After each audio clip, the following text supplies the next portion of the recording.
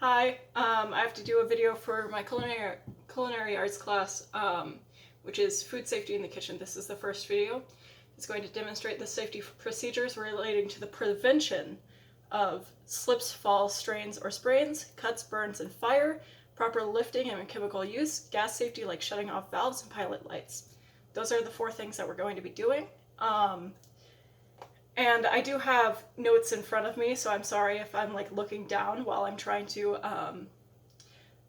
convey what I've written down already.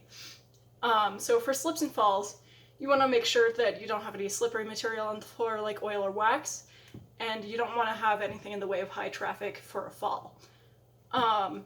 You can make sure where you can map out where you're going before you begin to move.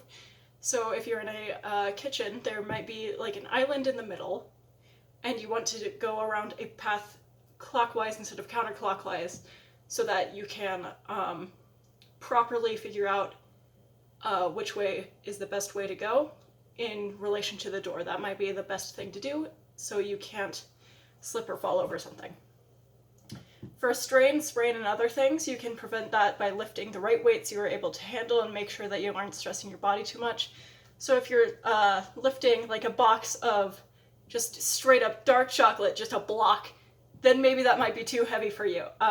So you'll probably have to check and see what the right weight that you can lift is so you don't strain your arms or sprain your ankles or something like that.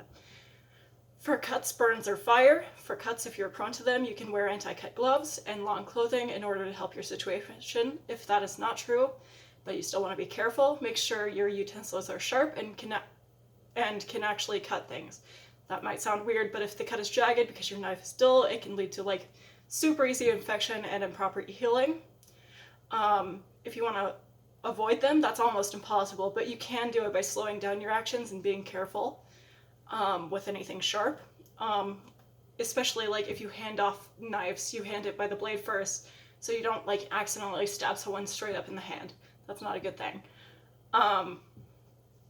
Burns can be prevented by using hot pads and staying away from fires when it's possible. And what I talk about when I'm talking about fires is like at the top of a gas grill or something like that. You probably won't want to put your hand on top of it right after somebody's been cooking on it. That will lead to a burn.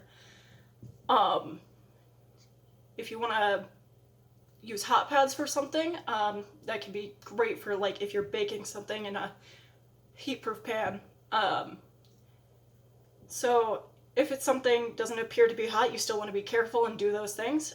You want to avoid steam, especially for burns, because a lot of times in the kitchen, if steam is in your presence, it can be super hot because it has been boiling and still lead to burns. Fires can obviously be prevented by keeping your electronic appliances repaired, your grease hot but not too hot, like smoking, and your work areas clean from clutter and buildup. Make sure your stove vents are clean as well, like the stove vents over there, and keep your gas range and stuff like that rather clean and free from debris, because otherwise it could have a combustion there. So for chemicals, it should be stored in a place away from cooking, such as like a cabinet or a closet, and it should be away from all food, such as like soups, cans, all of that. Even that can be inflicted. That's the worst choice of wording for it, but you get my point with it. For the use of them, the general rule is to avoid mixing the chemicals, touching the chemicals, or inhaling the chemicals, and you should be all right.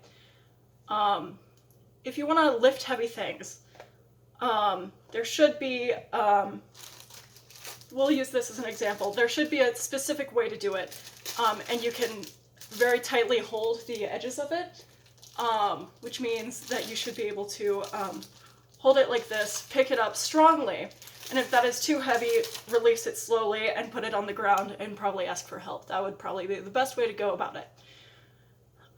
For turning off valves and pilot lights, the valves are usually on the back of the stove, which is where the entrance of the gas is to the stove.